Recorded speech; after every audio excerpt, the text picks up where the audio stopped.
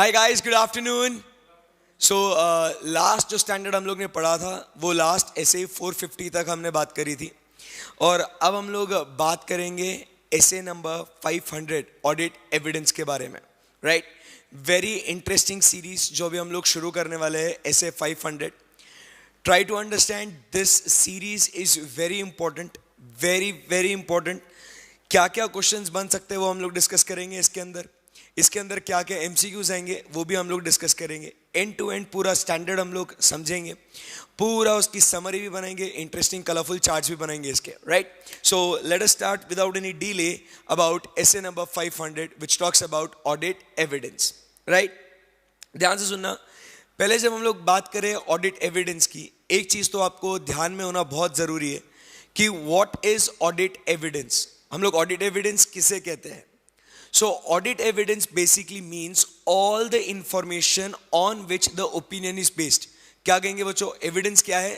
All the information on which the evidence on the which the opinion is based is called as what? Audit evidence. Right. So अब यहाँ पे हम लोग क्या इस ऐसे 500 में लिखा हुआ है, let us try to understand, read, summarize and then go ahead. ऐसे 500 audit evidence. So as per essay number 500, this essay explains what constitutes audit evidence in an audit of financial statements and deals with the auditor's responsibility to design and perform audit procedures to obtain sufficient and appropriate audit evidence to draw reasonable conclusions on which the auditor's opinion is based. So simple है, यहाँ पे essay किसके बारे में बात करता है? एक तो सबसे पहले ऑडिट एविडेंस का मतलब क्या है ये बताएगा, what constitutes, what includes, what is there in audit evidence. Number 2, इसके हिसाब से what is the auditor's responsibility to design and perform audit procedure so as to obtain sufficient appropriate audit evidence. Right, आइए देखते हैं क्या लिखा हुआ है। Objectives are to design and perform audit procedures in such a way as to enable to auditor to obtain sufficient and appropriate audit evidence to be able to draw reasonable conclusion on which to base the auditor's opinion. So दोस्तों, objective पढ़ लिया, scope पढ़ लिया। सो अगर हम लोग देखें यहाँ पे जो शुरुआत में मैंने आपसे कहा, सिंपल बात एकदम, व्हाट इज ऑडिट एविडेंस, अभी तक क्या पढ़ा? So audit evidence is like all the information. What is audit evidence? All the information on which auditor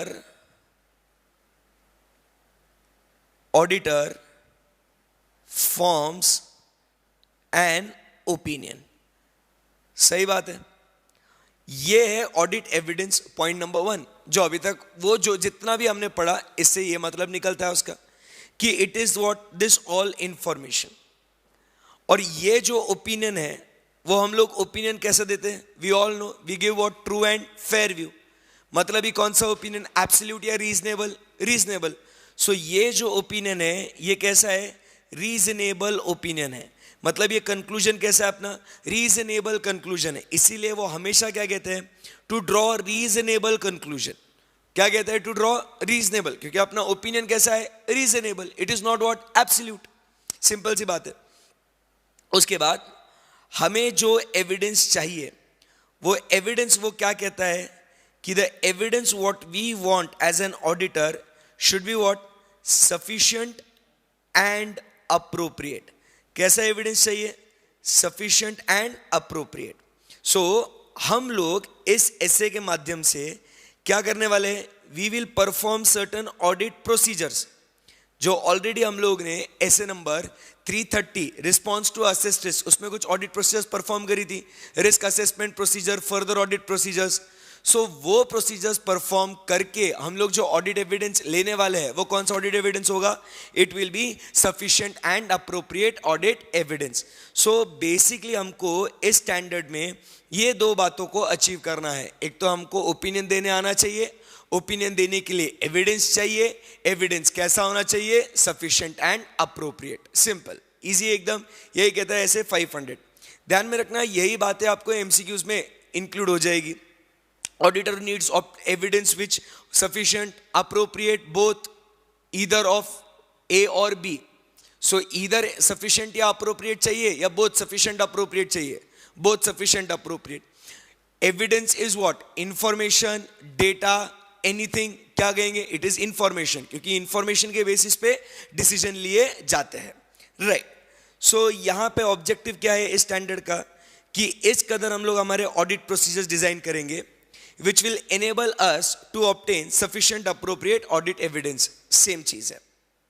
So आइए देखते हैं इसकी requirement क्या क्या है, क्या क्या चीजें यहाँ पे लिखी हुई है, एकदम मस्त पढ़ते हैं इसको. Sufficient and appropriate audit evidence. ध्यान में रखना, बहुत ही बड़े बड़े स्टैंडर्ड्स को अपन एकदम कॉम्पैक्ट करके मस्त तरीके से प्रेजेंट किया उसको. सो रिक्वायरमेंट क्या है उसकी? So sufficient and appropriate audit evidence. First requirement as per SA 500. Objective और स्कोप देख लिया. अब रिक्वायरमेंट क्या है, क्या होना? तो वो कहते हैं ऑडिटर ने अपनी ऑडिट प्रोसीजर्स जो उन्होंने एसए नंबर 330 में करी थी, रिक्वायरमेंट ये है कि 330 में जो भी आप काम करोगे 330 में, वो काम करने के बाद आपने जो एविडेंस लेना है वो कैसा लेना है? सफिशिएंट अप्रोप्रिएट ऑडिट एविडेंस लेना है. खत्म हो गया, और कुछ भी नहीं है इसके अंदर. सेकंड, आप देखो जैसे अपन ने ऊपर लिखा था व्हाट इज ऑडिट एविडेंस. हमने क्या कहा था? एविडेंस क्या है? Information to be used as audit evidence. क्या कहा था? What is evidence? Information. So कौन सी इंफॉर्मेशन हम लोग कंसीडर करेंगे एज ऑडिट एविडेंस? क्या क्या बातें उसके लिए ध्यान में रखेंगे? Second point. So which information to be used as audit evidence when designing and performing audit procedures, obviously as per SA number 330, right? The auditor shall consider number 1. क्या क्या देखना है अपने को इंफॉर्मेशन के बारे में? So सबसे पहले this information should be relevant and reliable of the information to be used as audit evidence. So अपनी इंफॉर्मेशन कैसी होनी चाहिए? रेलेवेंट भी होनी चाहिए और रिलायबल भी होनी चाहिए. सो अगर हम लोग देखें यहाँ पे बात करें कि अपना ऑडिट एविडेंस कैसा होना चाहिए, सो फर्स्ट वो एकदम सिंपल भाषा में कहता है कि it should be relevant and reliable. अब इसका मतलब क्या होगा सर? रेलेवेंट का मतलब क्या होता है? It should be what? Relevant मतलब अगर मैं कहूँ आपसे, सो रेलेवेंट का मतलब होता है it should be connected, it should be associated, उससे जुड़ा हुआ होना चाहिए. जो भी एरिया हम लोग वेरीफाई कर रहे हैं उससे जो इंफॉर्मेशन हम लोग कलेक्ट कर रहे हैं वो उससे रिलेवेंट होनी चाहिए. अ वेरी सिंपल एग्जाम्पल, कि अगर मैं ABC लिमिटेड के अगर टेलीफोन एक्सपेंसेस को वेरीफाई कर रहा हूं, एकदम सिंपल एग्जाम्पल, अगर मैं ABC लिमिटेड के टेलीफोन एक्सपेंसेस को वेरीफाई कर रहा हूं तो ऑब्वियसली मेरे लिए एविडेंस इंफॉर्मेशन क्या है? Telephone bill. सो वो टेलीफोन बिल मेरे लिए एविडेंस है, बट वो एविडेंस ABC लिमिटेड के नाम पे नहीं है, बट PQR XYZ किसी और के नाम पे है. तो मुझे वो एविडेंस का कोई मतलब है क्या बच्चों? नहीं, मुझे कोई भी फायदा नहीं है उस एविडेंस का. सो इसीलिए मैं क्या कहता हूं, मैं यहां पे क्या कह रहा हूं, हाँ, मैं यहां पे क्या कह रहा हूं कि मुझे एविडेंस कैसा चाहिए? तो वो रेलेवेंट होना चाहिए. जो एरिया में वेरीफाई कर रहा हूं, जो ऑर्गेनाइजेशन का मैं वेरिफिकेशन कर रहा हूं, वो उससे रेलेवेंट होना चाहिए. एंड नॉट ओनली रेलेवेंट, वो क्या कहता है? रेलेवेंट के साथ साथ it should B also what? Reliable. We have studied that evidence varies in reliability. हम लोग ने क्या पढ़ा है बच्चों? We have studied that evidence varies in what? Reliability. Try to understand इसका मतलब क्या है. When we say evidence varies in reliability, so there are different types of audit evidence. जैसे हम लोग बात करें, so types of audit evidence की अगर हम लोग चर्चा करते हैं, so एक हम लोग देखते हैं कि एक evidence होता है based on the source, बराबर, एंड सेकेंड ऑडिट एविडेंस होता है depending upon the nature. Source के हिसाब से अगर देखें अपन, सो उसमें दो टाइप के होते हैं. एक होता है इंटरनल ऑडिट एविडेंस और दूसरा होता है एक्सटर्नल ऑडिट एविडेंस. नेचर के हिसाब से देखें अपन, तो नेचर के हिसाब से तीन टाइप के होते हैं. एक होता है विजुअल, फिर एक होता है ओरल, और तीसरा होता है डॉक्यूमेंट्री. सही है ना एकदम? Yes. So depending upon source, depending upon nature, अलग अलग टाइप के ऑडिट एविडेंस होते हैं. सो ऑब्वियसली उनका रिलायबिलिटी क्राइटेरिया भी अलग अलग हो जाएगा. जैसे हम लोग कहते हैं कि सबसे पहले जो रिलायबल होगा वो कौन सा होगा, एक्सटर्नल, क्योंकि बाहर वाले कुछ गड़बड़ थोड़ी करेंगे. So external evidence is more reliable as compare to internal. बराबर. सो हमें रिलायबल एविडेंस चाहिए तो रिलायबिलिटी क्राइटेरिया अपने को देखना पड़ेगा. Number 1 when we talk about external. Second हम लोग किसके बारे में बात करेंगे, लेट्स टॉक अबाउट इंटरनल. ये हो गया सोर्स में. अगर नेचर मतलब उसका कैरेक्टरिस्टिक्स, उसका फीचर, उसका फॉर्म क्या अगर बात करें तो विजुअल एंड ओरल में हम लोग कह सकते हैं ऑडिटर ऑब्टेन्ड हिमसेल्फ, तो किसी और ने दिया है मुझे और मैंने खुद ने प्राप्त किया है, विच इज मोर रिलायबल. अपन ने खुद ने जो प्राप्त किया वो बराबर है कि नहीं. उसके बाद ये ऑब्टेन हिमसेल्फ, ये ज्यादा रिलायबल है. उसके बाद डॉक्यूमेंट्री, डॉक्यूमेंट्री या ओरल, अब इन दोनों में कौन सा रिलायबल है, कभी भी कहेंगे डॉक्यूमेंट्री. और ये जो डॉक्यूमेंट्स है ये भी कैसे होंगे रिलायबल, अगर ये ओरिजिनल होंगे तो. आई बात समझ में. सो हमें मालूम है कि एविडेंस जो है उसकी रिलायबिलिटी डिपेंड करती है इसके ऊपर. बराबर. सो हमें रिलायबिलिटी भी देखना है. सो आप जो भी ऑडिट एविडेंस इस्तेमाल करेंगे वो कैसा होना चाहिए बच्चों, वो होना चाहिए relevant and reliable of the information to be used as audit evidence. Right. उसके बाद अगर कोई इंफॉर्मेशन मैनेजमेंट के एक्सपर्ट ने दिया है आपको, बोलो. सफिशिएंट एंड अप्रोप्रिएट एविडेंस तो होना चाहिए ही, इसमें कोई दो राय नहीं है. बट सफिशिएंट एंड अप्रोप्रिएट के साथ साथ ये कैसा होना चाहिए, रेलेवेंट भी एंड रिलायबल भी. अगर आप सफिशिएंट अप्रोप्रिएट ले लोगे तो यही आपके और एमसीक्यू के ऑप्शन बनते जाएंगे फिर. बराबर. It should be what, sufficient and appropriate. It should be relevant and reliable. It should be both. आई बात समझ में. तो सफिशिएंट एंड अप्रोप्रिएट तो होना चाहिए बराबर, बट वो साथ ही साथ रेलेवेंस एंड रिलायबल भी होना. आई बात समझ में. Yes. So try to understand. And when we say ना अप्रोप्रिएट, बच्चा जब हम लोग अप्रोप्रिएट की बात करते हैं ना तो अप्रोप्रिएट मतलब ही हम लोग बात करते हैं अबाउट व्हाट, रेलेवेंस की. अप्रोप्रिएट होना मतलब रेलेवेंट होना. बराबर कि नहीं. बस वो रेलेवेंट के साथ साथ अब यहां पे वो क्या बोलता है और कि वो रिलायबल भी होना चाहिए. ऑब्वियस सी बात है. उसके बाद एविडेंस की और क्या खास बात कहते हैं, सफिशिएंट अप्रोप्रिएट होना चाहिए, नंबर 1 पॉइंट. नंबर 2 पॉइंट वो रेलेवेंट एंड रिलायबल होना चाहिए. नंबर 3 पॉइंट, अगर वो एविडेंस आपको किसी मैनेजमेंट के एक्सपर्ट ने दिया है. कौन, मैनेजमेंट का एक्सपर्ट. जैसे कौन होगा मैनेजमेंट का expert. So try to understand. कोई इंफॉर्मेशन आपको क्लाइंट के एडवोकेट से आई होंगी, कोई मैटर लिटिगेशन में होगा, डिस्प्यूट में होगा, अपने को उसकी लाइबिलिटी, कंटिंजेंट लाइबिलिटी वगैरह दिखानी है, तो वो इंफॉर्मेशन आपको फ्लो हुई है किससे, एडवोकेट से. बराबर. वो मैनेजमेंट का एक्सपर्ट हो गया. कोई क्लाइंट का एक्चुअरी होगा जिसने ग्रेचुइटी, लीव एनकैशमेंट, इसका कोई वैल्यूएशन किया होगा.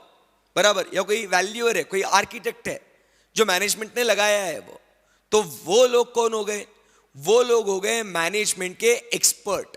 कौन हो गए बच्चों, मैनेजमेंट के एक्सपर्ट.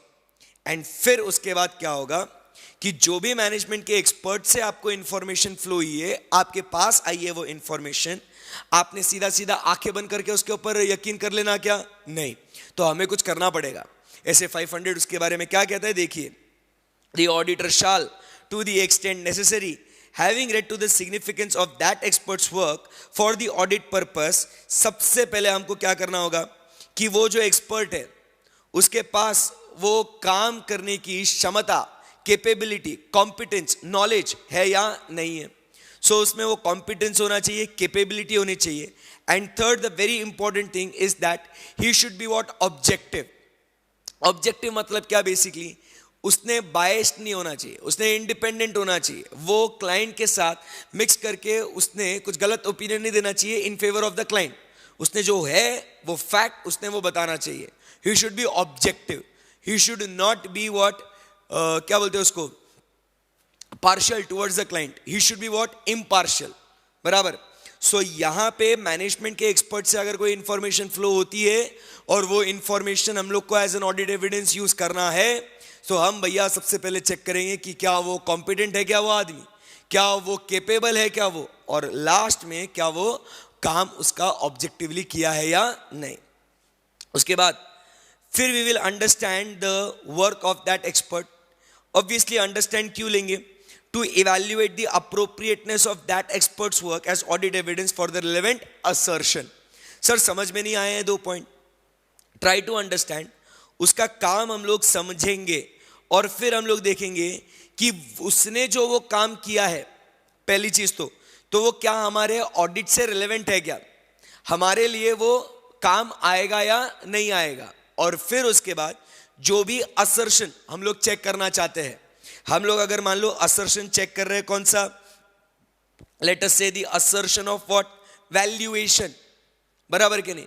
तो वैल्यूएशन के लिए क्या भैया वो काम यूज होगा क्या एक्चुअली का, आर्किटेक्ट का, बराबर के नहीं।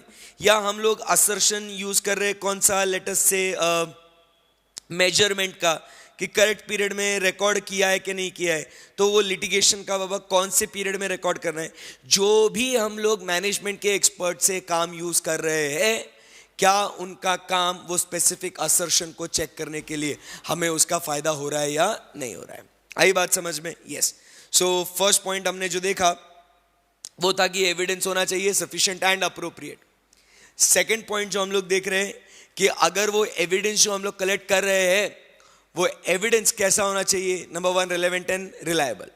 नंबर 2 वो जो इंफॉर्मेशन अगर मैनेजमेंट के एक्सपर्ट के थ्रू अगर फ्लो होती है तो वो हमें क्या देखना है कि वो कॉम्पिटेंट होना चाहिए, केपेबल होना चाहिए, ऑब्जेक्टिव होना चाहिए, उसका अप्रोप्रिएटनेस देखना है और वो उस असर्शन को सूट होता है या नहीं होता है।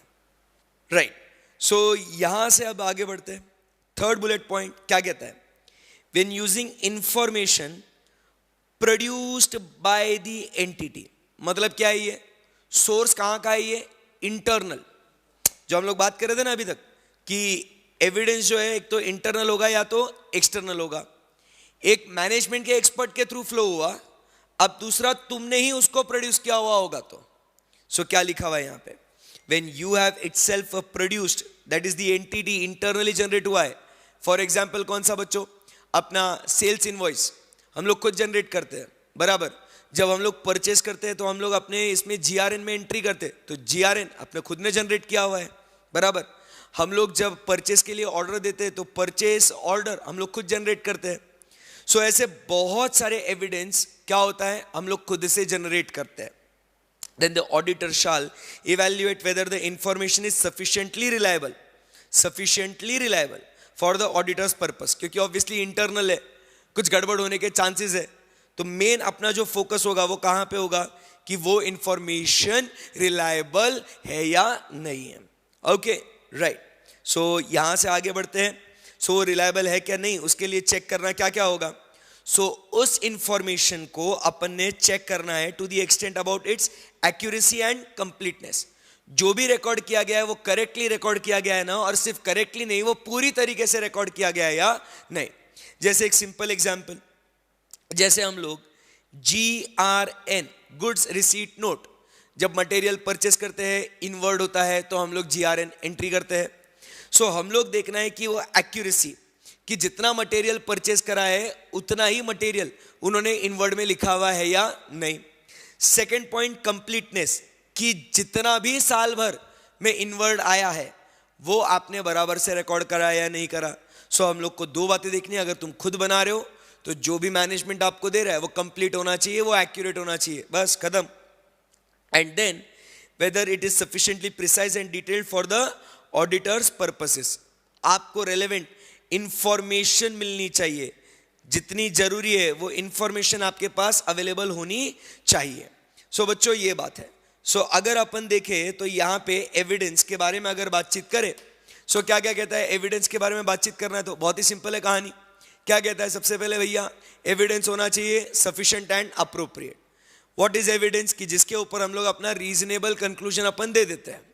सो इंफॉर्मेशन जो हम लोग ऑडिट एविडेंस के तौर पे यूज करने वाले हैं उसमें क्या क्या बातें अपने को देखनी है। तो क्या क्या देखना है अपने को, वो रेलेवेंट और रिलायबल होना चाहिए, वेरी सिंपल। अगर वो इंफॉर्मेशन मैनेजमेंट के एक्सपर्ट ने जनरेट करी है तो वो एक्सपर्ट का कॉम्पिटेंस, कैपेबिलिटी, ऑब्जेक्टिविटी देखना है। वो क्या उस असर्शन को सूट करता है या नहीं, वो देखना है अपने को। एंड फिर उसके बाद अपने को उस एरिया का अंडरस्टैंडिंग भी लेना पड़ेगा।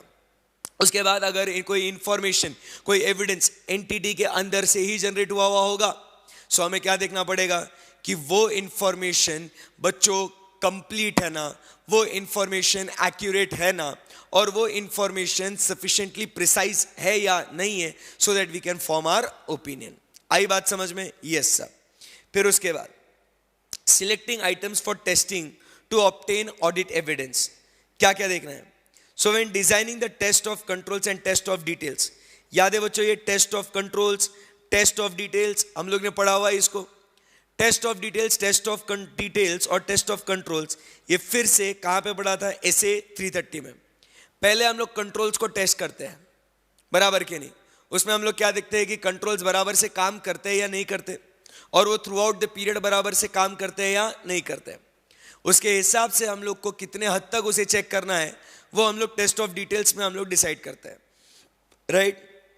सो उस केस में ऑडिटर ने ऐसे आइटम्स को सिलेक्ट करना चाहिए जो आपके पर्पस को अचीव करने की पूरी पूरी कोशिश होती हो जिसमें। Very simple. एंड फिर अगर 2-4 एविडेंस आपने लिए, since we talk about sufficient evidence, sufficient evidence मतलब क्या कहते हैं हम लोग? When we talk about sufficient, हम लोग क्या कहते हैं कि बच्चों वो क्वांटिटी वाइज ज्यादा होना चाहिए, बराबर कि नहीं। एविडेंस लेना चाहिए sufficient, but try to understand sufficiency of audit evidence is what? A subjective term. Sufficiency is what? A relative term. वो चेंज होता है पर्सन टू पर्सन। कोई एक एविडेंस हम कहेंगे it's enough for me, it is sufficient, वही उसके बारे में कोई दूसरा कहेगा इट इज नॉट सफिशिएंट। तो इसके लिए सफिशिएंसी को जज करने के लिए यहां पे हम लोग 3 फैक्टर्स को देखते थे। वो कौन सा होना चाहिए? 3 फैक्टर में से पहला फैक्टर क्या होता है कि अगर वो एरिया मटेरियल है तो हम लोग ज्यादा एविडेंस ऑब्टेन करेंगे। अगर उस एरिया में रिस्क ऑफ मटेरियल मिसस्टेटमेंट ज्यादा है तो हम लोग ज्यादा एविडेंस यूज करेंगे। फिर उसके बाद हम लोग देखते थे size and characteristics of population. Size ज्यादा है तो एविडेंस ज्यादा लेंगे, हेट्रोजीनियस है तो कम लेंगे, सॉरी हेट्रोजीनियस है तो ज्यादा लेंगे, होमोजीनियस है तो कम लेंगे। सो ये सफिशिएंसी हम लोग ने देखी हुई थी, बराबर। तो अब यहां पे जब एक एरिया के लिए अगर हम लोग अलग अलग सोर्सेज से एविडेंस लेते हैं, for simple example when we talk about say cash, so cash का मैंने बच्चों फिजिकल एग्जामिनेशन करके एविडेंस लिया, मैनेजमेंट से मैंने रिटर्न रिप्रेजेंटेशन लिया, बराबर, और उसके बाद मैंने रिकंसिलिएशन भी किया। मैंने एक ही चीज के लिए मैंने अलग अलग जगहों से क्या किया? एविडेंस मैंने ऑब्टेन किया। एंड फिर अगर उसमें अगर इनकंसिस्टेंसी नजर आई तो, मिसमैच नजर आया तो, फिजिकल वेरीफाई किया तब 100 दिख रहा है, बराबर के नहीं। मैनेजमेंट रिप्रेजेंटेशन में बोलता है 150 है, रिकंसिलेशन किया तब मुझे दिखता है 80 है, अरे भैया प्रॉब्लम है ना यहाँ, बराबर के नहीं। So if there is inconsistency तो मुझे डाउट आएगा, बराबर के नहीं। डाउट आएगा रिलायबिलिटी के ऊपर। So if there is inconsistency, if there is a doubt, if there is a problem over reliability, so what to do? So आपने क्या करना है? The auditor shall determine what modifications or additions to audit procedures are necessary to resolve the matter and shall consider the effect of the matter if any on other aspects of audit. So अपन ने और कुछ procedures करना है क्या? Alternative procedures कुछ करने हैं क्या जिससे हम लोग इनकंसिस्टेंसी को रिजॉल्व करके एक पॉइंट पे हम लोग आ सके। आई बात समझ में आपको? That's it. Essay number 500 easy था क्या बच्चों? यस। सो एक बार 30 सेकेंड्स में आपको दे रहा हूं, फटाफट उसको गो थ्रू करिए, then we move on to the next standard SA number 501, the next lot. फटाफट एक बार वो स्टैंडर्ड को गो थ्रू करो।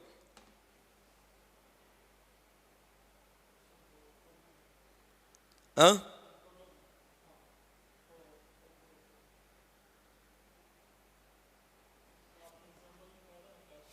ये रहा यहां।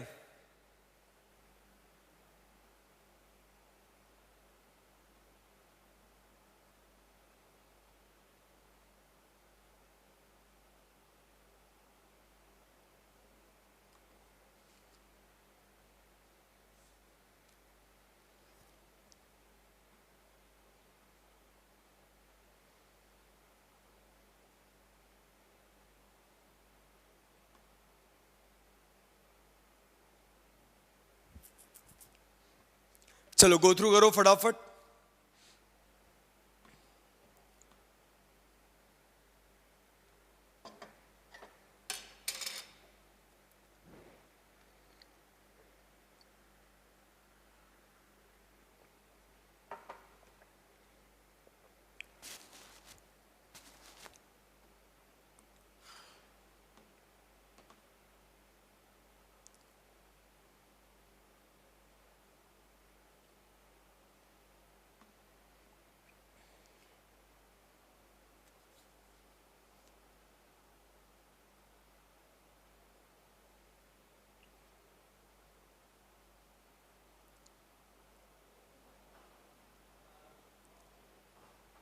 Okay.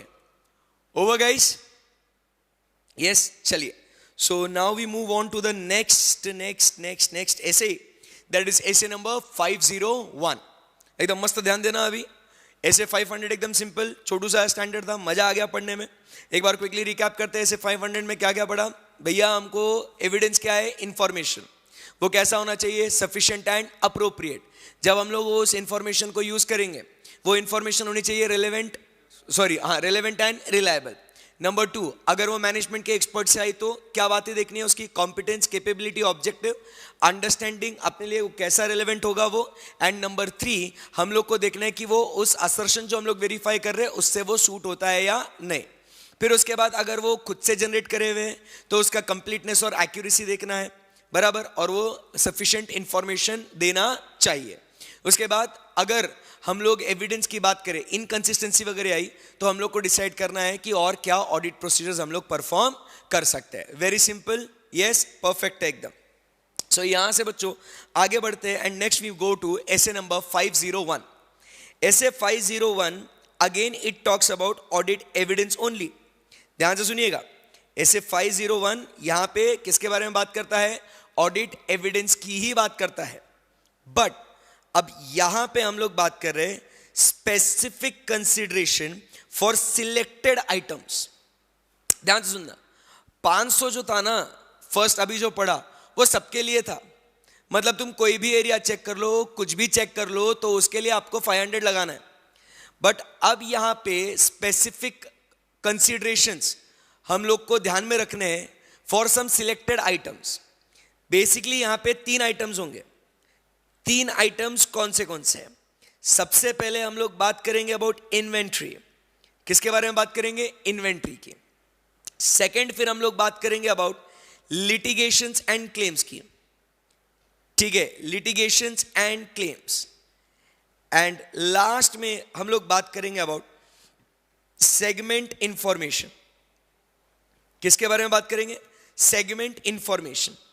सो यहां पे सिलेक्टेड आइटम्स कौन से? सो 3 सिलेक्टेड आइटम्स है। नंबर 1 इन्वेंट्री, नंबर 2 बोलो, number 2 litigation and claims, number 3 segment information.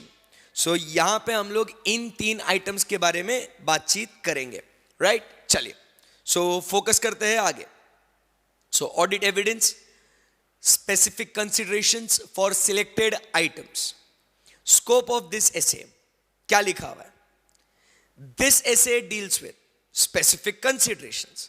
खास कहां पे ध्यान देना है? किसने? ऑडिटर ने। In obtaining sufficient appropriate audit evidence. Very good sir, क्योंकि अपन ने पढ़ा हुआ है एसे 500 में कि अपने को एविडेंस कैसा चाहिए? Sufficient and appropriate. So obvious सी बात है, आगे चल के कोई भी एविडेंस हम लोग लिखे तो sufficient and appropriate audit evidence आना बनता है। एग्जाम में जब भी आप आंसर्स भी लिखो, so just don't write auditor should obtain audit evidence. what you have to write? Auditor should obtain sufficient and appropriate audit evidence. वो आपके आंसर्स में वजन ऐड करेगा। आई बात समझ में? यस। सो अब यहां पे वो क्या कहता है? With respect to certain aspects of, कौन से एस्पेक्ट्स है? Inventory, litigation and claims, segment information. आई बात समझ में? तो यहां पे सिलेक्टेड आइटम्स कौन से हो गए?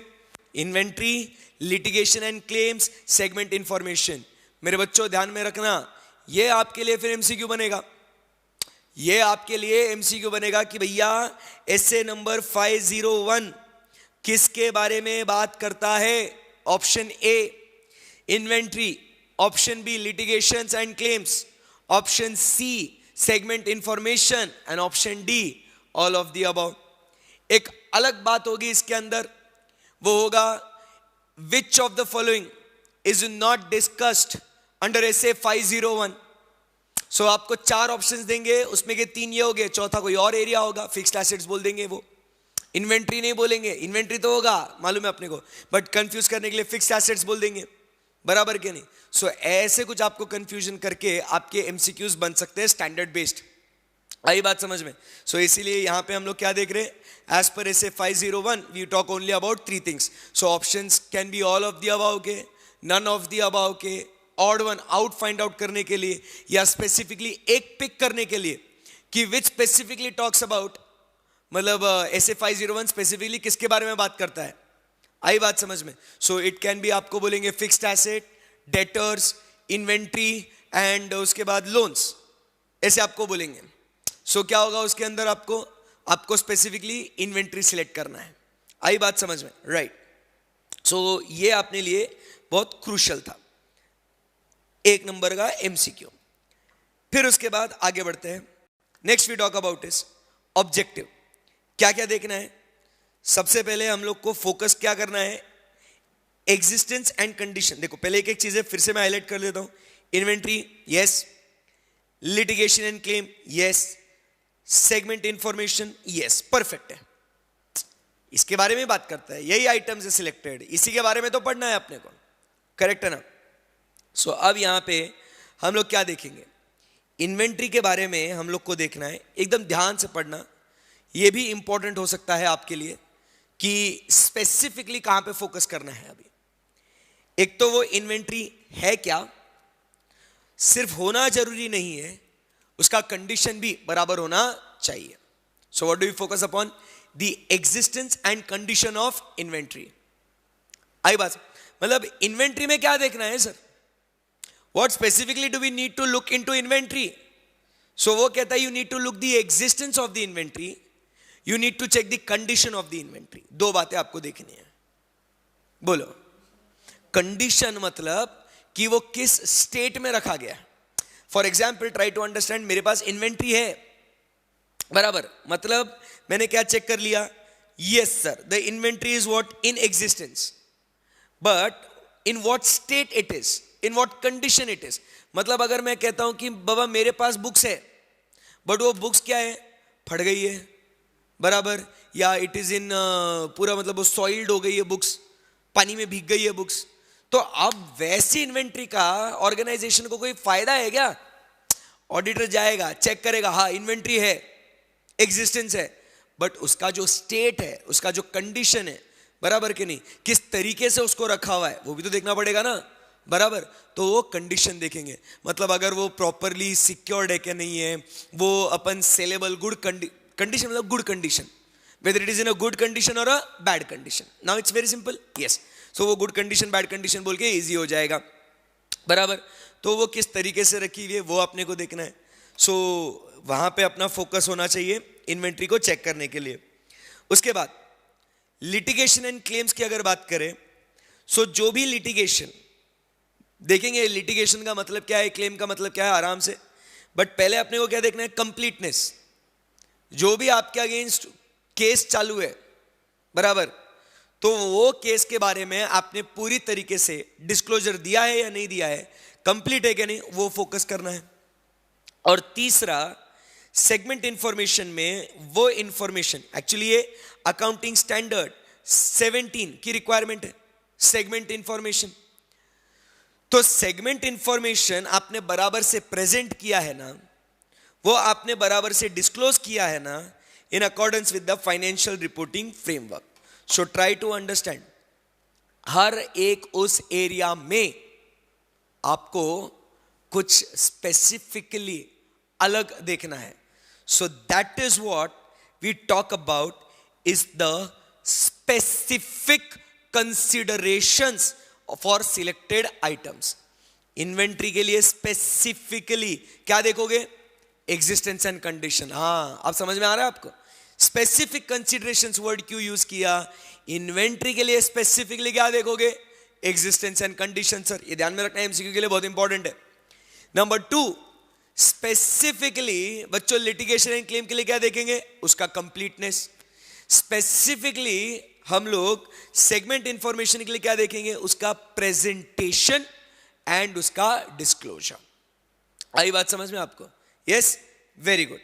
सो let us try to understand requirements of this standard. अब ये स्टैंडर्ड 3 हिस्सों में बटा जाएगा। वो कौन से 3 हिस्से होंगे?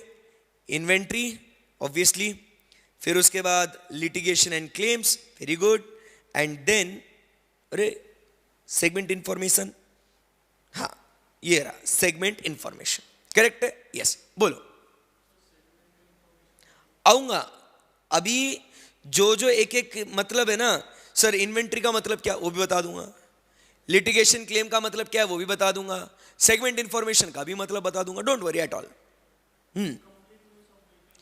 कंप्लीटनेस मतलब जितने भी केसेस, वो एक एक चीज जब डिस्कस करेंगे आ ही जाएगा वो, बट फिर भी आप समझना है कंप्लीटनेस का मतलब कि जो भी लिटिगेशन है, जो भी केस चालू है, उनके बारे में पूरी की पूरी कंप्लीट, पूरी ऑल सारी इंफॉर्मेशन वो दी है क्या नहीं दी है वो अपने को देखना है। उसका मतलब होता है कंप्लीटनेस। करेक्ट है एकदम? Yes. So let us try to understand inventory के बारे में, very important for you guys.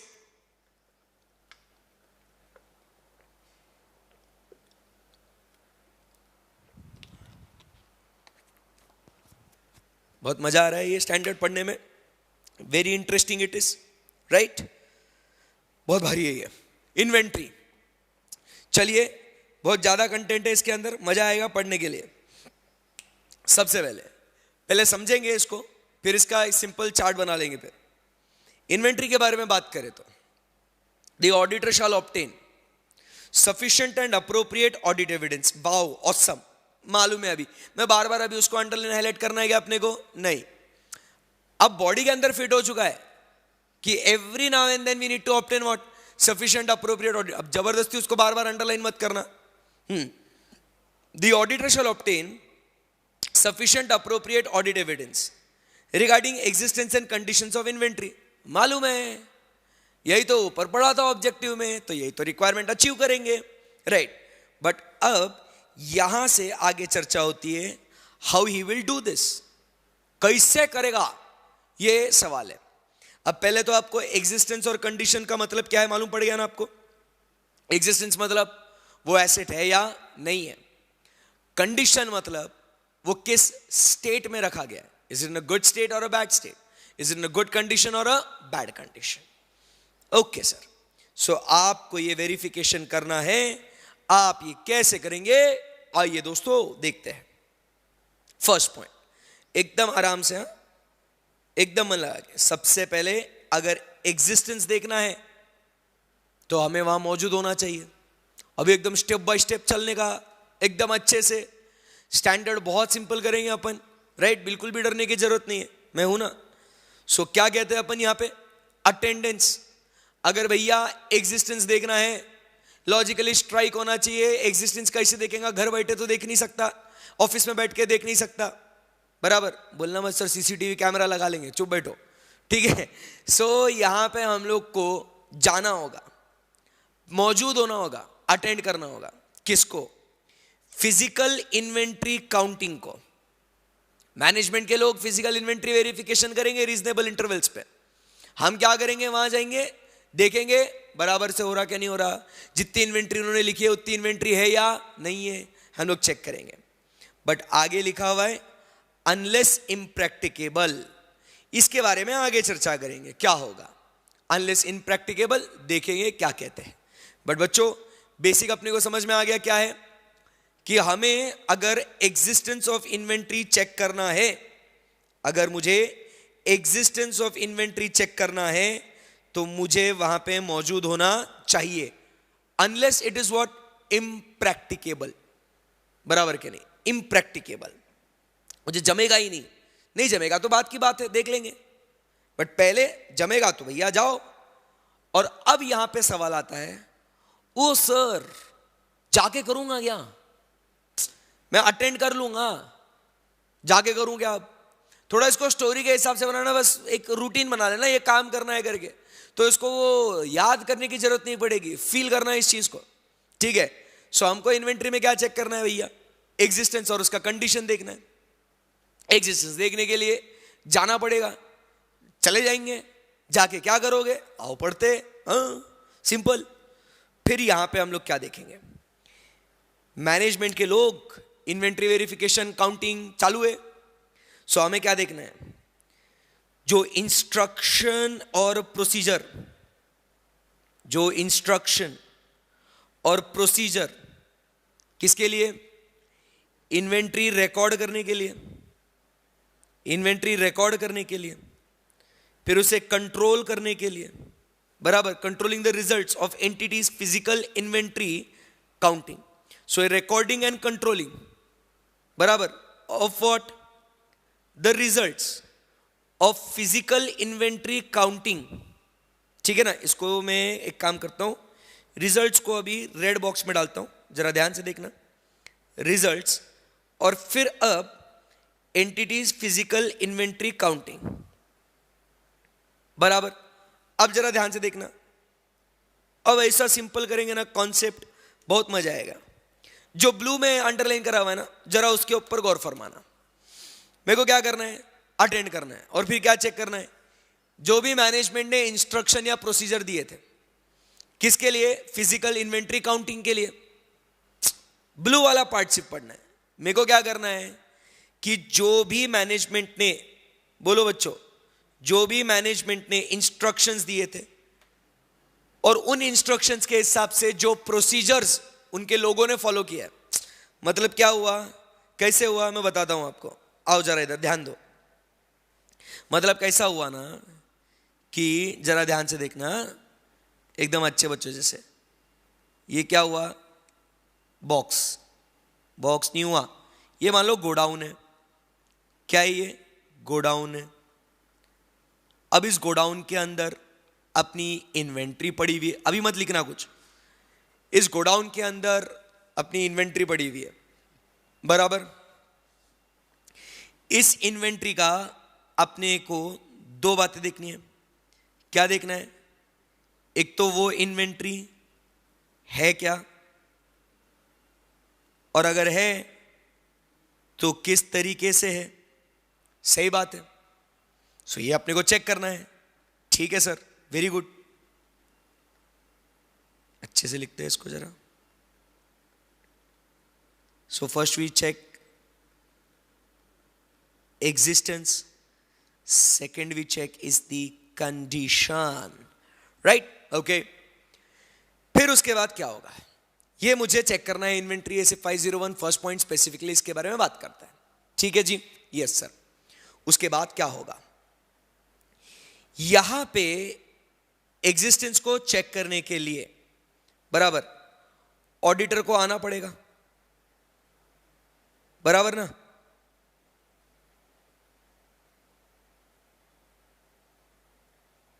भागते आएगा ऑडिटर, देखो आया कि नहीं आया, बुलाया उसको, आ जाओ, ऑडिटर आएगा, ठीक है? आया ऑडिटर। अब यहां पे ऑडिटर आके we see that he will be doing what, ये यहां पे ऑडिटर है, और इस ऑडिटर का ये एग्जिस्टेंस देखने के लिए अटेंडेंस होना बहुत जरूरी है। आ गया, वो मौजूद है वहां पे, अटेंडेंस। सो अब जब ये मौजूद है यहां पे, तो भैया ये क्या देखेगा? व्हाट विल ही सी? क्या देखेगा? वो देखना पड़ेगा ना उसको कुछ। सो सबसे पहले वो क्या देखता है कि ये यहां पे है ना, कौन है? मैनेजमेंट है, ठीक है? कौन है बच्चों? ये यहां पे मैनेजमेंट, ठीक है? और यहां पे ये मैनेजमेंट के एम्प्लॉइज हैं, मान के चलो ये यहां पे उनके एम्प्लॉइज हैं। सही बात है एकदम? Yes sir. सो अब हुआ क्या, मैनेजमेंट ने इनको कुछ तो भी बोला। क्या बोला? जो बोला वो दिए उनको इंस्ट्रक्शंस, बराबर।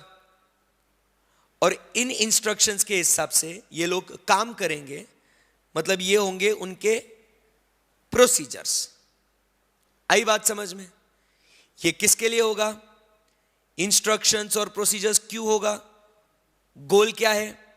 गोल क्या है? तो वो कहते हैं कि बाबा इन्वेंट्री का प्रॉपर रिकॉर्डिंग होना जरूरी है, बराबर के नहीं? तुम जब नोट्स में अपना स्टोर्स लेजर में बराबर से इश्यूज, इनवर्ड, क्लोजिंग बैलेंस बराबर से होना चाहिए। सो इंस्ट्रक्शंस दिया जाएगा पहले रिकॉर्डिंग के लिए, बराबर। और सेकंड आपको क्या करना होगा? Physical verification. ये इंस्ट्रक्शंस दिए जाएंगे कि ए भैया, मैनेजमेंट क्या बोलेगा, ए हीरो एम्प्लॉय बराबर से रिकॉर्डिंग करना, समय समय पे फिजिकल वेरिफिकेशन करना। हाँ, ये कौन बोला? मैनेजमेंट ने बोला। किसको? एम्प्लॉय को। सो उसको बोला बराबर से रिकॉर्ड करना, बराबर से फिजिकल वेरिफिकेशन करना। अब इसके बेसिस पे इस एम्प्लॉय ने काम करना शुरू कर दिया, मतलब उसने उसके प्रोसीजर्स परफॉर्म करना शुरू कर दिया to follow the instructions given by whom? Management. जमी क्या बात? बोलो हाँ या ना? हाँ। फिर अब क्या होगा? ये जब काम करेंगे रिकॉर्डिंग का, फिजिकल वेरिफिकेशन का, फिर इसका फाइनली रिजल्ट आएगा। रिजल्ट आएगा मतलब क्या? एक्चुअल क्या काम किया है उन्होंने। एक जो बोला था क्या काम करना है, और एक एक्चुअली काम करने के बाद क्या हुआ वो। सही बात है एकदम? बोलो हाँ या ना? यस। सो अब मेरे बच्चों क्या कह रहे हैं अपन, जरा ध्यान से सुनना। यहां पे ये रिजल्ट, बराबर, for recording and controlling physical verification count, the results of physical verification count, बराबर, ये सब काम बराबर से हुआ कि नहीं हुआ, ऑडिटर आएगा और यही देखेगा। मतलब ये पूरा पूरा जो एक्टिविटी है ना, ये पूरा पूरा एक्टिविटी ऑडिटर साहब क्या करेंगे? इसको इवैल्यूएट करेंगे। क्या करेंगे इसको? Auditor will evaluate this entire task. इसको इवैल्यूएट करेगा। इसको क्या करेगा ऑडिटर? वहां पे मौजूद रह के वो इस बात को इवैल्यूएट करेगा। आई बात समझ में? ये भावनाएं थी उस लाइन के अंदर की, ठीक है।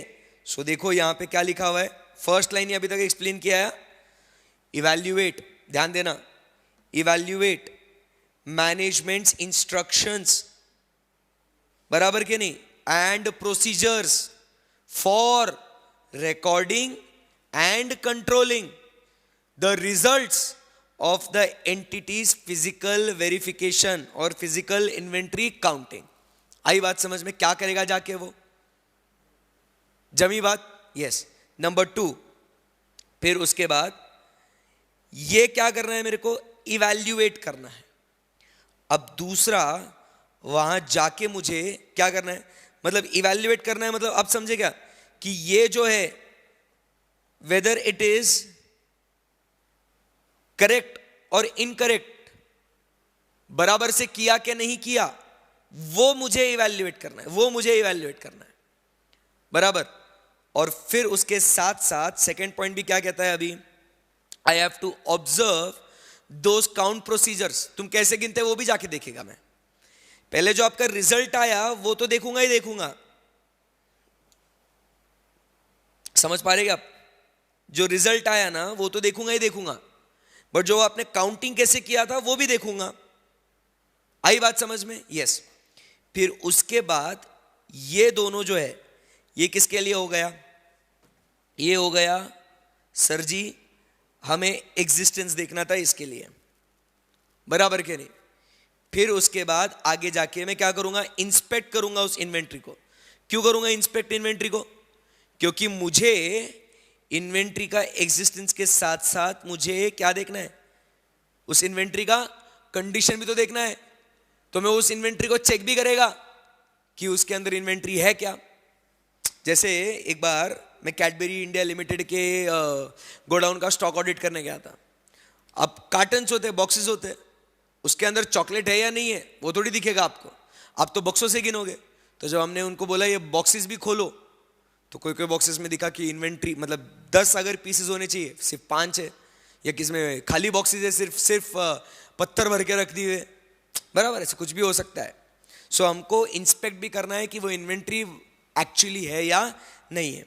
एंड फिर ये आप करोगे कैसे बेसिस पे? By performing what? Test counts. आई बात समझ में? बोलो आया ना?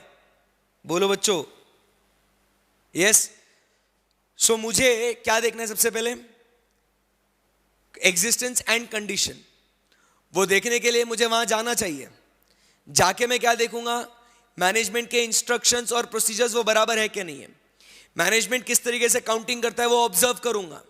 नंबर 3 मैं खुद इन्वेंट्री को इंस्पेक्ट करूंगा अटेंड करके। नंबर 4 मैं टेस्ट काउंट्स करूंगा, सैंपलिंग बेसिस पे काम करूंगा। आई बात समझ में? Yes sir. उसके बाद also I will perform what? Audit procedures over entities final inventory records to determine whether they accurately reflect actual inventory count results. मतलब किससे कंपेयर करूंगा उसको? Final inventory records. So basically हम लोग क्या करते हैं, अगर मैं आपको बताऊं, सो जो हम लोग फोकस कर रहे हैं ना, ध्यान से देखना,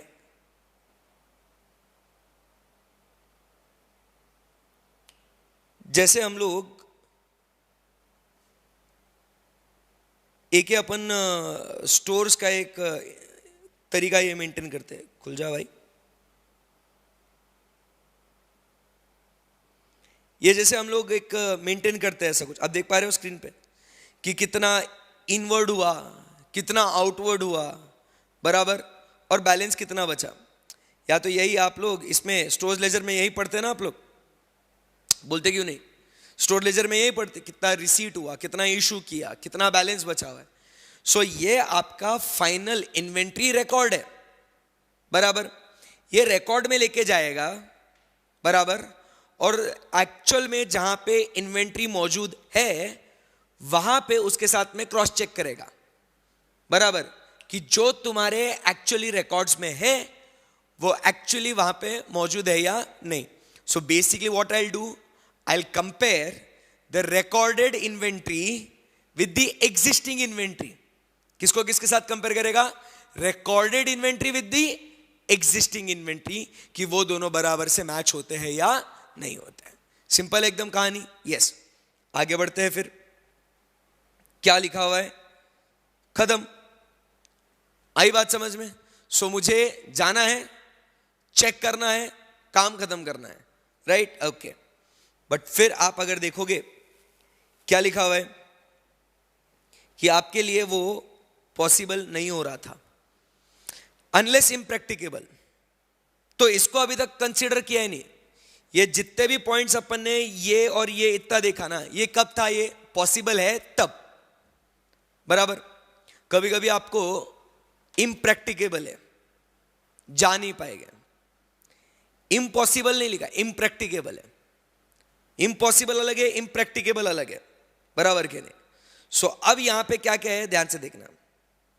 if the physical inventory counting is conducted at a date, उस 31 मार्च पे यूजुअली अपन करते हैं लेटेस्ट से, बट वो मुझे पॉसिबल नहीं है। क्या लिखा हुआ है यहां पे? अब यहां पे ये सब जो काम मुझे करना है ना, अटेंड करना है, यूजुअली मुझे कब करना है? एक तो I will do it on what, जो स्टैंडर्ड में लिखा है वो वर्ड यूज कर रहा हूं, as on the date of financial statements. Date of financial statements क्या होता है? 31 of March. Inventory usually 31 March को चेक करते हैं। बट अगर मान लो आपको ये 31 मार्च को चेक करना पॉसिबल नहीं है, इम्प्रैक्टिकेबल है, आप नहीं जा सकते, बराबर। सो ऑब्वियसली आप क्या करेंगे? Obviously we will check at what? क्या करेंगे हम लोग? We will check it at any other date. Big deal sir, कभी और देख लेंगे, बराबर। सो कभी और देख रहे हो तो कहानी एकदम सिंपल है।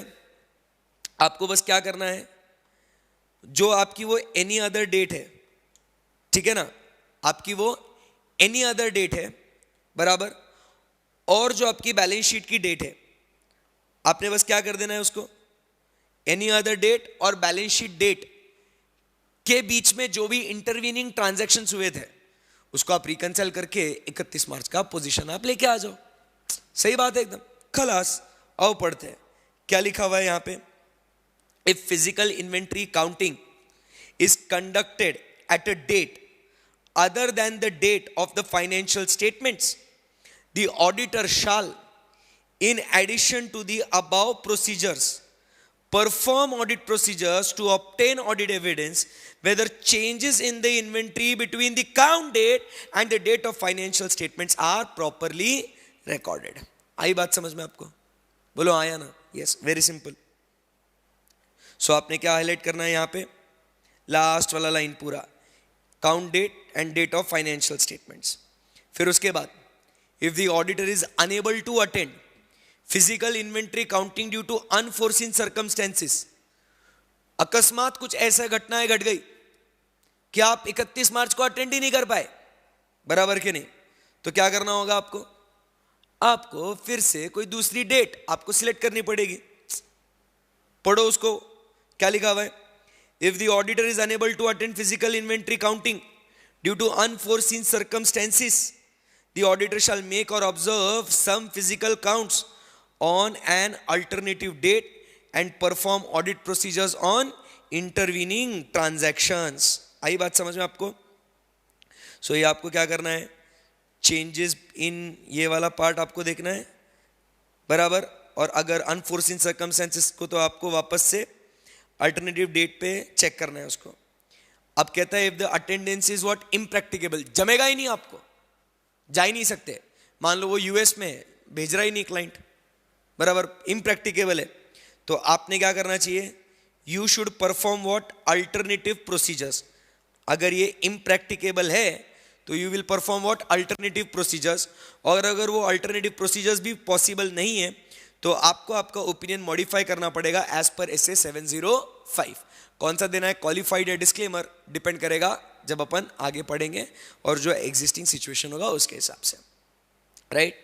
And when the inventory is under the custody और the control of the third party, बराबर, so auditor should obtain sufficient and appropriate audit evidence, बराबर, about the existence and conditions from the third party by requesting confirmation and perform inspection or other audit procedures appropriate in the circumstances.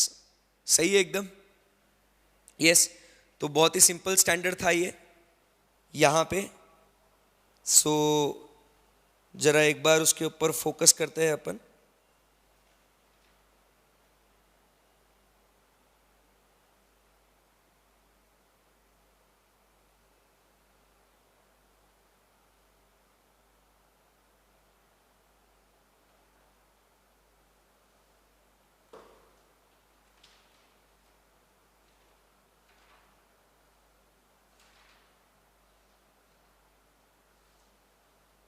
एक second, okay. सो यहां पे ये वाला जो chart है, ये क्या क्या ध्यान में रखेगा, ये जनरल बातें लिखी हुई है यहां पे, बराबर, ये रेगुलर क्लासेस में भी बताया आपको इंटरमीडिएट के लिए। बाकी आपने जो स्टैंडर्ड अभी आपने पढ़ा, आप अगर देखोगे तो यही बातें है। ऑडिटर यहां पे अटेंड करेगा, ऑब्जर्व करेगा कि क्या वो इन्वेंट्री जो मैनेजमेंट ने इंस्ट्रक्शंस दिए थे और जो रिकॉर्डिंग और कंट्रोलिंग है तो उसके लिए बराबर से रिजल्ट आए या नहीं आए। सो ऑडिटर उसमें क्या देखेगा, एग्जिस्टेंस एंड कंडीशन और मैनेजमेंट के काउंट प्रोसीजर्स बराबर है या नहीं है। सो उसमें वो क्या देखेगा, बैलेंस शीट डेट पे जाएगा या दूसरे डेट पे जाएगा, यही तो था उसके अंदर सब कुछ, राइट। चलिए इसको लिख लीजिए, चलो लिखो। अरे ऐसे घूरने का नहीं, ऐसे मेरी तरफ लिखना पड़ेगा। पिक, नो पिक लिखो, शॉर्टकट नहीं है। वर्चुअल में जो भी देख रहे हो वो भी लिखिए उसको।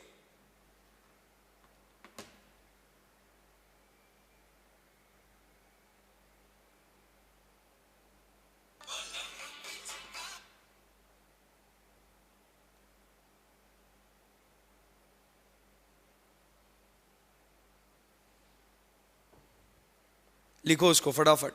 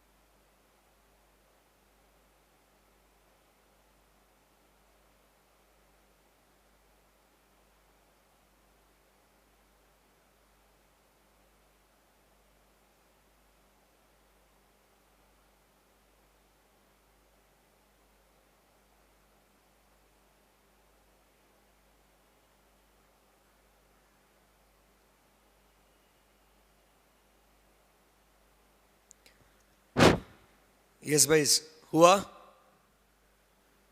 चलो लिखो लिखो।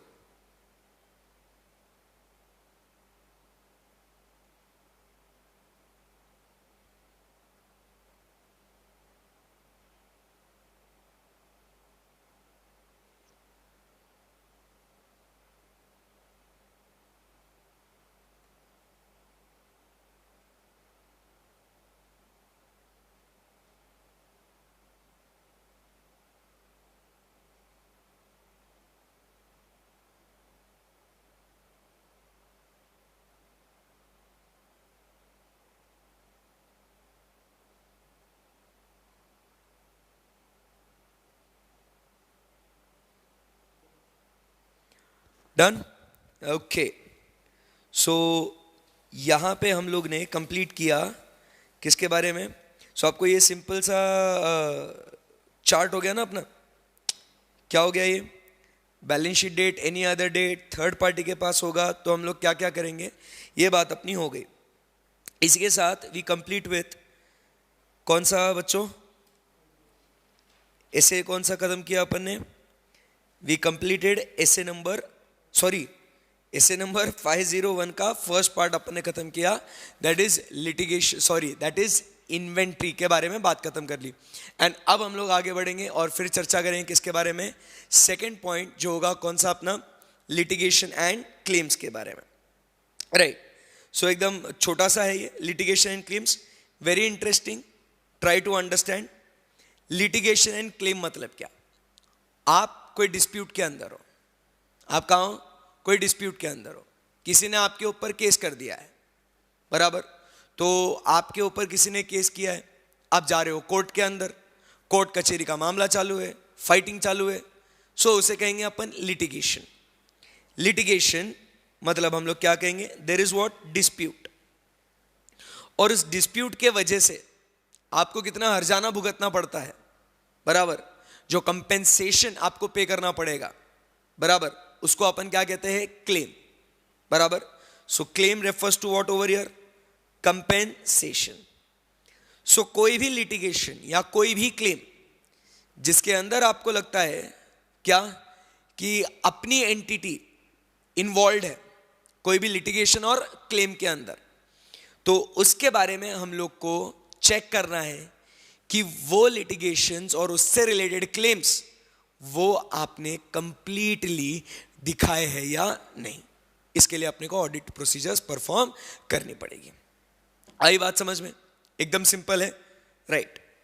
सो आओ पढ़ते हैं। The auditor shell design and perform, एकदम सिंपल रीडिंग करना है इसको ध्यान से, बहुत simple standard. The auditor shell design and perform audit procedures in order to identify litigation and claims obviously involving entity which may give rise to risk of material misstatement, कि इसमें कुछ गलत हो सकता है करके। सही बात है ना? कोई भी लिटिगेशन क्लेम आपने पूरी तरीके से डिस्क्लोज नहीं किया हुआ होगा, बराबर? कुछ क्लेम होगा वो आपने डिस्क्लोज नहीं किया हुआ होगा, बराबर? वो क्लेम है या नहीं आपको पता ही नहीं होगा। सो आपको ऑडिट एविडेंस ऑब्टेन करना है कि कोई भी लिटिगेशन एंड क्लेम, बराबर, जिसमें आपकी एंटिटी इन्वॉल्व है, बराबर, अगर उसमें रिस्क ऑफ मटेरियल मिसस्टेटमेंट आता है तो आपने उसको आइडेंटिफाई करना है। Your job is to first do what? Identify. देखिए पहले आपको क्या करना होगा? आइडेंटिफाई करना होगा। ऑडिट प्रोसीजर में फर्स्ट थिंग ध्यान से सुनना, डायरेक्टली ये मत करने जाना कि ओ भैया वो कंप्लीट है क्या नहीं है बताओ, पूरी तरीके से उसको डिस्क्लोज किया है क्या नहीं। अरे बच्चा, पहले आपने क्या करना है? ढूंढना है कि ऐसा कोई लिटिगेशन एंड क्लेम है क्या जिसमें रिस्क ऑफ मटेरियल मिसस्टेटमेंट है। रिस्क ऑफ मटेरियल मिसस्टेटमेंट क्या? कि वो भैया कंप्लीटली डिस्क्लोज नहीं किया हुआ होगा, दैट इज अ रिस्क। आई बात समझ में? सो पहले आपका फोकस कहां पे होना चाहिए? उस रिस्क ऑफ मटेरियल मिसस्टेटमेंट को in respect of litigation and claims आपने उसे आइडेंटिफाई करना है। तो सर मैं इसे आइडेंटिफाई कैसे करूं? आप बताओ sir, how do I identify it? Very simple, पहले मैनेजमेंट से इंक्वायरी करो है क्या, मिनट बुक्स पढ़ो टीसीडब्ल्यूजी और एक्सटर्नल लीगल काउंसिल के हिसाब से, बराबर।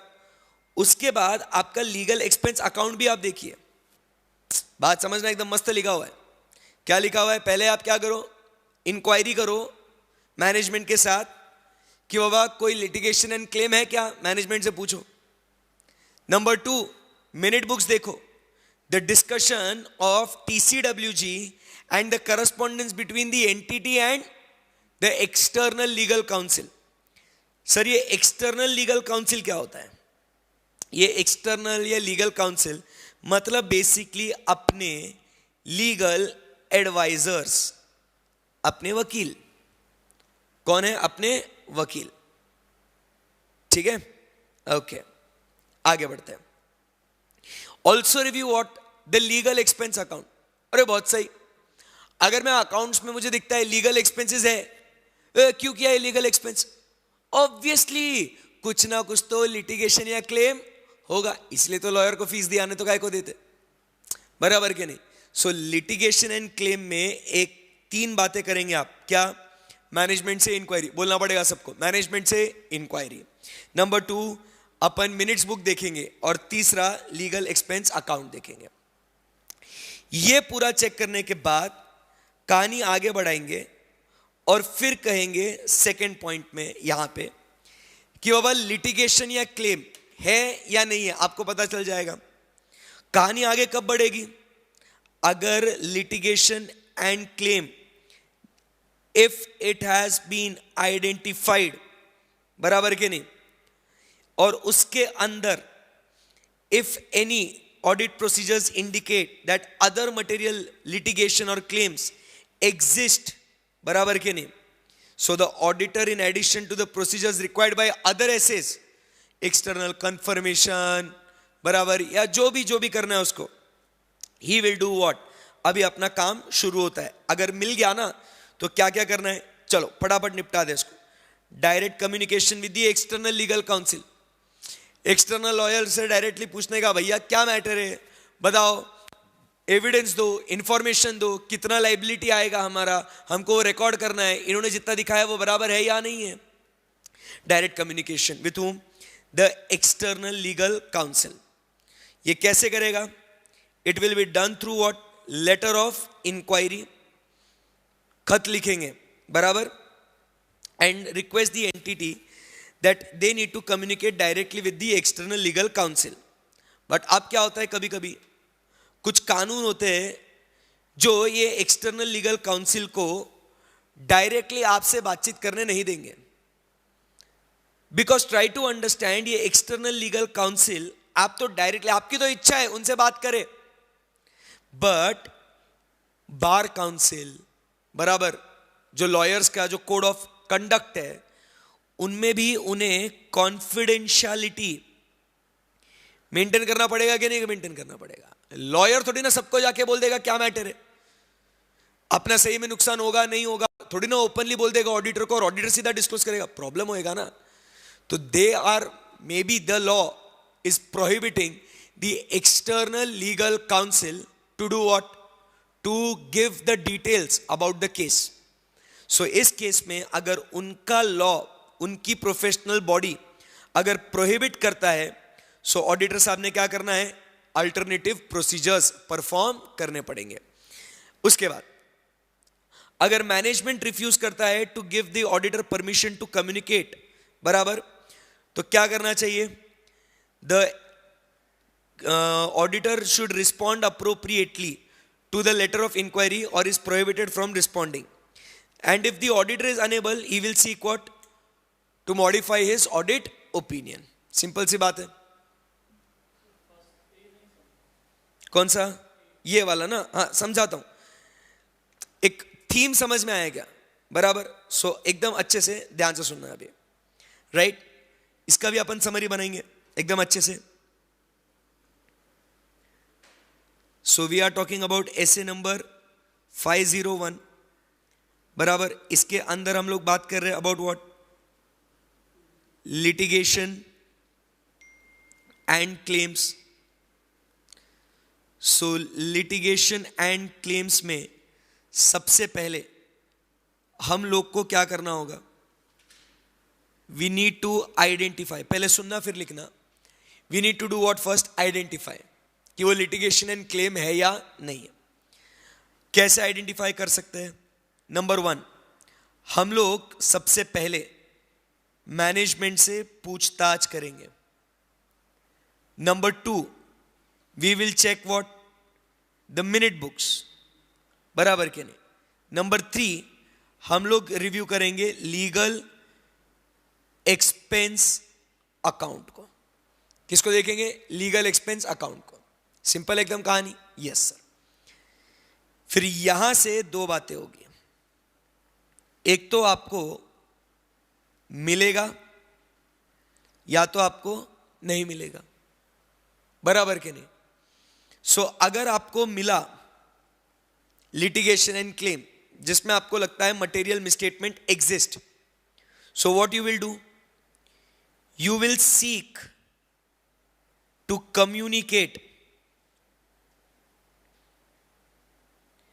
with the external legal counsel। सही बात है, वो आपको इंफॉर्मेशन देगा और आप उससे कम्युनिकेट कैसे करोगे? Through what? Letter of inquiry. यहां पे फिर से दो बातें होगी, एक तो आप उससे कम्युनिकेट नहीं कर पाओगे, बराबर। क्यों नहीं कर पाओगे? बिकॉज लॉ और उनका जो प्रोफेशनल बॉडी है, उनका जो लॉ या प्रोफेशनल बॉडी है, ये क्या करता है? प्रोहिबिट करता है to share the information with the outsiders. तो इस केस में ऑडिटर साहब क्या करेंगे? ऑडिटर साहब परफॉर्म करेंगे अल्टरनेटिव प्रोसीजर्स। ठीक है, बोलो यस और नो। अगर वो कर पाया तो वेरी गुड, कोई टेंशन नहीं है। बोलो यस और नो। यस। उसके बाद अब यहां पे आगे क्या लिखा हुआ है? If management refuses to give auditor permission, उनका लॉ प्रोहिबिट नहीं करता है, वो इंफॉर्मेशन देने के लिए तैयार है, बट आपको ये जो करना है, कैसे करना है आपको? With managements permission. With what?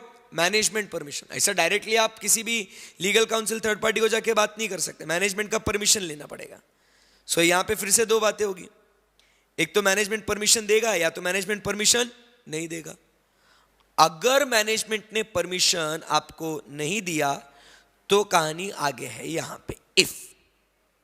If the management refuses to give the auditor permission to communicate और to meet with the entity's external legal counsel और the entity's external legal counsel refuses to respond appropriately, क्या हो रहा है यहां पे?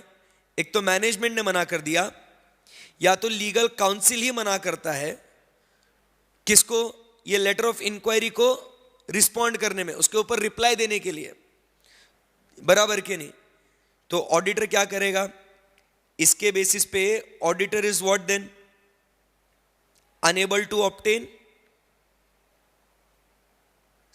With management permission. So unable, auditor is unable to obtain sufficient and appropriate audit evidence। मतलब एक तो मैनेजमेंट परमिशन नहीं दे रहा है, या तो वो एक्सटर्नल काउंसिल ही रिप्लाई नहीं कर रहा है बॉस, बराबर। तो इस केस में ऑडिटर को एविडेंस अगर मिलता नहीं है तो वो अपना ओपिनियन मॉडिफाई करेगा एज पर SA 705।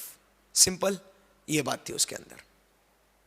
उसके बाद सारे क्लेम्स डिस्क्लोज करे हैं या नहीं करे हैं, ऑडिटर ने क्या लेना है? रिटर्न रिप्रेजेंटेशन लेना है, राइट? पढ़ लीजिए एक बार रिटर्न रिप्रेजेंटेशन वाला पार्ट, फिर वो जो चार्ट समरी बनाया वो आप लिख लेना फिर।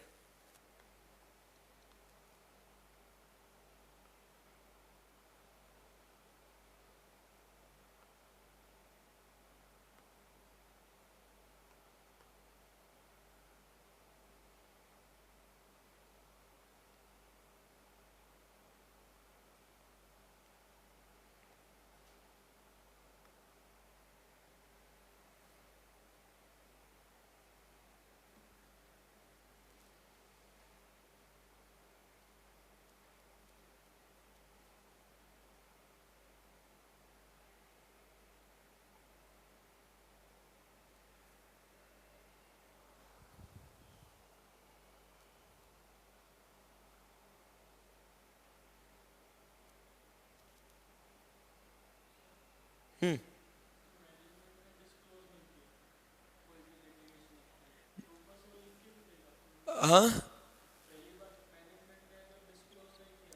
the auditor shall request the management where appropriate to provide written representation that all known actual or possible litigation and claims whose effect on preparing the financial statement should be considered have been disclosed or not.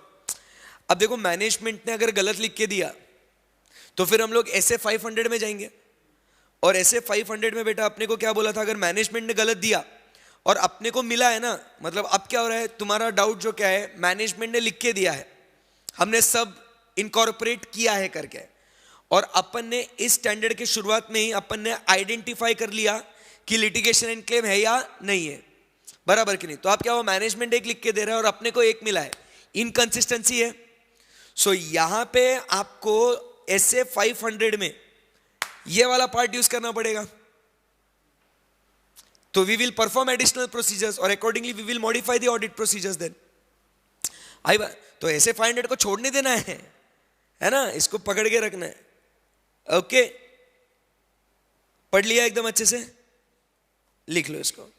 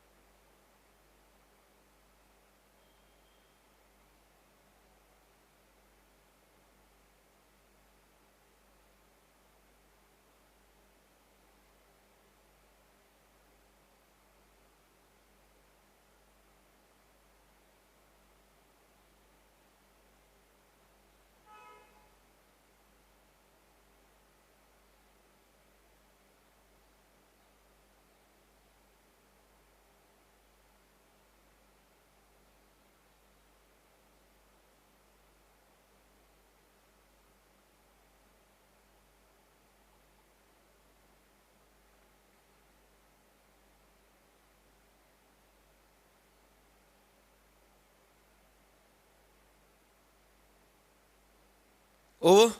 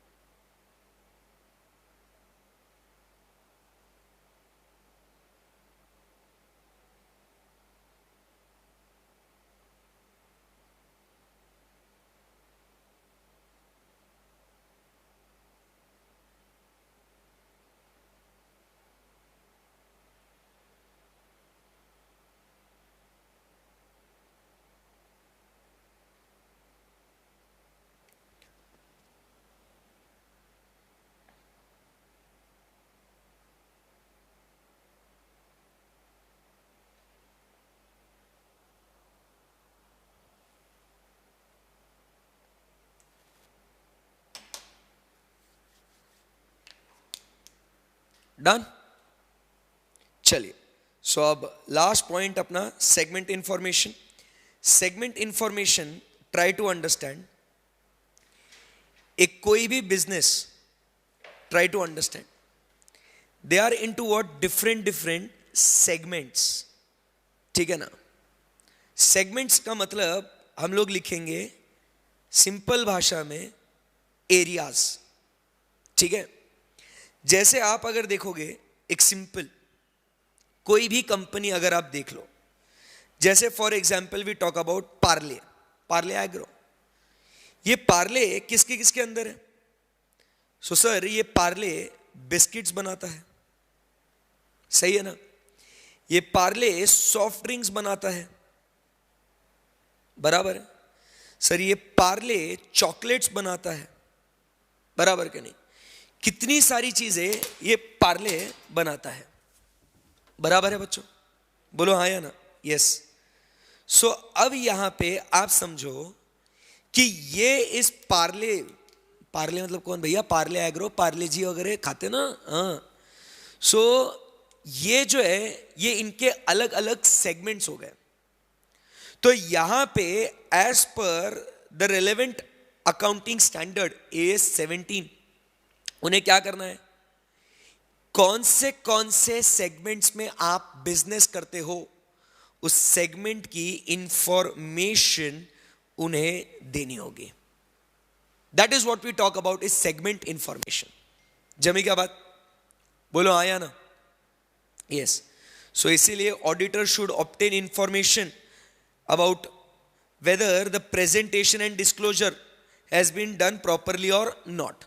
तो बस क्या करना है अपने को, simple सी बात है, you obtain the understanding of the methods used by management in determining the segment information. कैसे आपने वो सेगमेंट्स को आइडेंटिफाई किया, and evaluate whether such methods are likely to result in disclosure in accordance, proper disclosure हो रहा है क्या नहीं हो रहा, and testing the application of such methods and also perform analytical procedures। ये analytical procedures क्या है ये हम लोग पढ़ेंगे आगे ऐसे 520 के अंदर,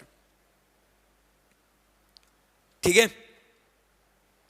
सो ये बात ही कि अब कौन से मेथड्स के थ्रू आपने सेगमेंट्स को आइडेंटिफाई किया, बराबर, कि क्या आप किसको अलग सेगमेंट मानते हो नहीं मानते हो, डिस्टिंग्विशिंग क्राइटेरिया क्या है उसका, बराबर। तो उसके बेसिस पे आपने उन मेथड्स को टेस्ट करना है टू फाइंड आउट आपको भी वही अलग अलग सेगमेंट्स मिलते हैं या नहीं, and then you do what, analytical procedures की अब ये है तो वैसा सेगमेंट, आपकी ये बिजनेस है तो वो सेगमेंट्स होने चाहिए। इसके बारे में डिस्कस करेंगे ऐसे 520 में, तो सिंपल सी बात है एकदम। So with this we complete with what, ऐसे नंबर 501, ठीक है, राइट। चलो तो फिर हम लोग जो नेक्स्ट ऐसे है अपना 505, ये हम लोग कंटिन्यू करेंगे अपने नेक्स्ट सेशन में, ठीक है। सो आज हम लोग ने बहुत दो इंपॉर्टेंट एसेस पढ़े, वो कौन से थे, एसे number 500 and 501। when we meet in the next session, that is tomorrow, we will complete 505, 510, 520 and 530। 3-4 बड़े बड़े एसेज है ये। सो नेक्स्ट सेशन आपका बहुत इंपॉर्टेंट होगा। So we will complete till ऐसे 530, बराबर। चलो, thank you very much, bye bye, take care.